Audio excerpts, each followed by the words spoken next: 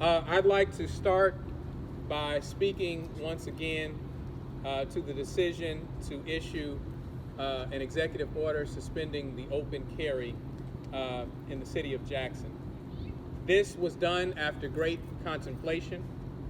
It was also done after witnessing very heinous acts in the city of Jackson.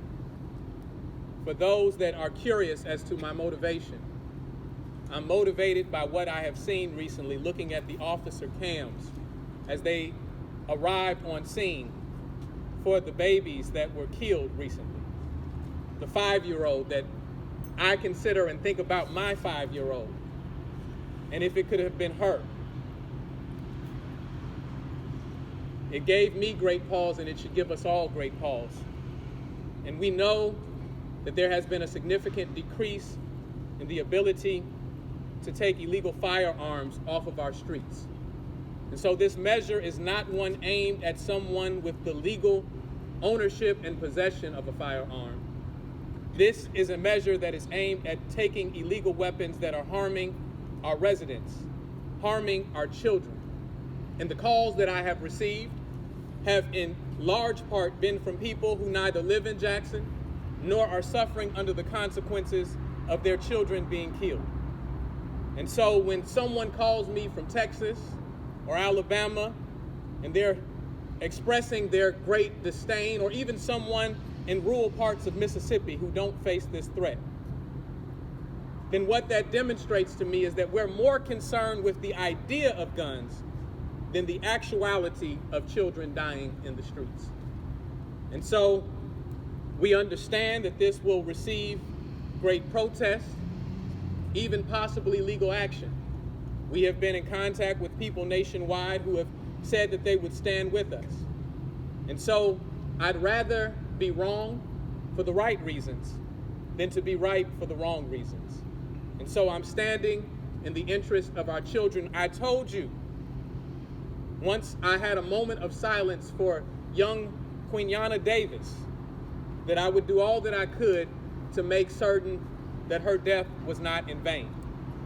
To that end, I'd also like to announce that through the efforts of working and organizing several business members in our community, we have been able to collect funds or have commitments from those business persons for a reward leading to the arrest of the individual, or information that leads to the arrest of the individual or individuals responsible for the death of young Quinyanna Davis.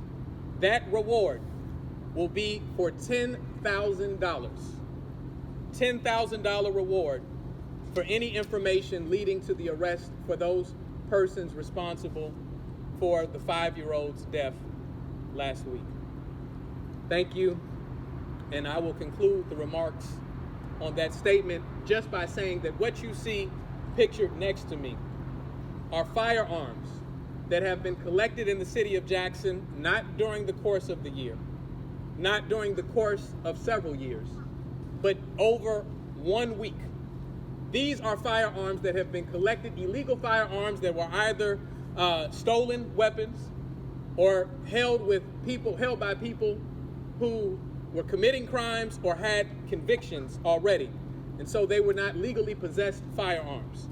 And so this is due to the hard work of the Jackson Police Department, where you see some more than 23 firearms collected in a mere week's time. And so this is a very serious circumstance. And I am very passionate over the protection of our citizens, and most especially our innocent children. Thank you very much for allowing me to make that announcement. Once again, there is a $10,000 reward being provided by our business community for information leading to the arrest of the individuals responsible for her death. Thank you.